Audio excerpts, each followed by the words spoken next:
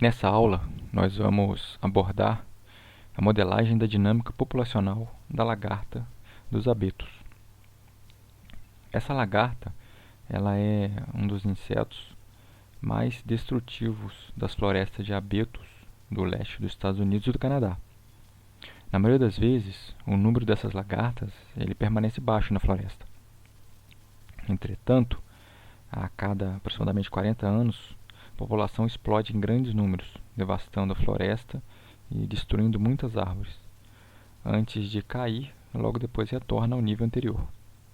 Algumas evidências sugerem que esses surtos eles têm se repetido regularmente por centenas, se não milhares de anos. Aqui nós temos algumas fotos com a lagarta. Aqui um exemplo dos abetos. E aqui a gente tem a dimensão dessa lagarta e como ela consome essas árvores, as folhas dessas árvores. Muito bem. Então, a gente pode perceber aqui que nós estamos lidando com interações bastante complicadas, né, entre árvores, lagartas e também os predadores dessas lagartas, que são os pássaros. Aqui vamos colocar algumas características que são pertinentes a esse sistema. Primeiro, as folhas das árvores elas fornecem alimento para as lagartas. As folhas das árvores, por sua vez, também fornecem cobertura para as lagartas e esconde essa população dos pássaros. Os pássaros eles se alimentam das lagartas, se eles puderem encontrá-las no meio da folhagem. Então, o que a gente pode perceber aqui, se houver um grande suprimento de lagartas, as aves elas dão conta desses insetos rapidamente. Entretanto, as aves têm muitas outras fontes de alimento. Logo, elas não são muito dependentes dessas lagartas. O que isso quer dizer? Isso significa que a gente pode considerar que a população de pássaros ela é constante, pois na ausência ou a abundância de lagartas não vai afetar a população de pássaros. Nesse modelo, existem diferentes escalas de tempo para o padrão de crescimento da população de lagartas e o crescimento das árvores nas florestas. O que a gente pode perceber então? Que a população de lagartas vive numa escala de tempo bem mais rápida. Em alguns casos, elas podem se multiplicar, se reproduzir até 5 vezes em um ano. Por outro lado, as árvores elas crescem relativamente devagar. E, em média, um abeto ele substitui a sua folhagem em cerca de 7 anos.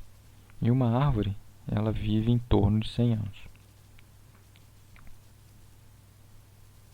Com base nessas informações, nós vamos construir o modelo matemático para representar essa dinâmica.